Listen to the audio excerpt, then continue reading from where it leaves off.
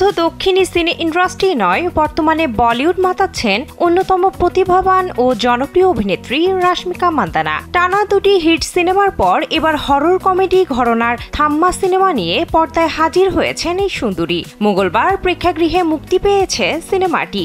এখন প্রশ্ন হলো, বক্স অফিসে শুরুটা কেমন ছিল এই সিনেমার? ভারতীয় গণমাধ্যম সূত্রে জানা যায়, ম্যাডক ফিল্মসের হরর কমেডি ইউনিভার্সের নতুন সিনেমা থাম্মা, যা নির্মাণে ব্যয় হয়েছে 140 কোটি ভারতীয় রুপি। সিনেমাটি পরিচালনা করেছেন আদিত্য সরপোট্টার। 2 ঘন্টা 29 মিনিট 59 সেকেন্ড দৈর্ঘ্যের এই সিনেমায় স্যান্ডেলিনা সো রূপচর্চায় আভিজাত্য। রাশমিকার বিপরীতে অভিনয় করেছেন আয়ুষ্মান খুরানা।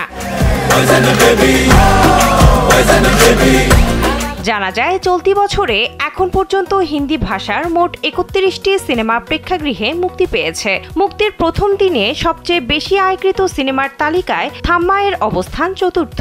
এ তালিকায় শীর্ষে রয়েছে সাবা, যা প্রথম দিনে আয় করে 29 কোটি ভারতীয় রুপি। দ্বিতীয় স্থানে রয়েছে ওয়ার 2, যার আয় ছিল 28 কোটি রুপি, এবং তৃতীয় স্থানে সিকান্দার, যার আয় 25 কোটি রুপি। বলিউড মুভি রিভিউজ এক প্রতিবেদনে জানিয়েছে, দীপাবলি উপলক্ষে মুক্তিপ্রাপ্ত থাম্মা সিনেমার ওপেনিং ভালো হয়েছে। প্রথম দিনে সিনেমাটি বিশ্বব্যাপী আয় করেছে 25.11 কোটি রুপি। বেশ কয়েকদিন আগে মুক্তি পায় এই সিনেমার গান তুম মেরে না হুয়ে, যেখানে আয়ুষ্মান খুরানার সঙ্গে দেখা যায় আবেদনময়ী রাশমিকাকে।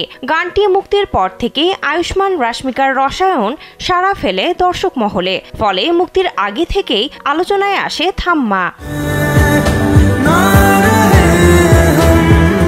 আয়ুষ্মান খুরানা রাশমিকা মান্দানা ছাড়াও সিনেমাটির বিভিন্ন চরিত্রে অভিনয় করেছেন নওয়াজুদ্দিন সিদ্দিকী, পরেশ রাওয়াল। এছাড়াও সিনেমাটিতে অতিথি হিসেবে অভিনয় করেছেন আরও এক ঝাঁক তারকা।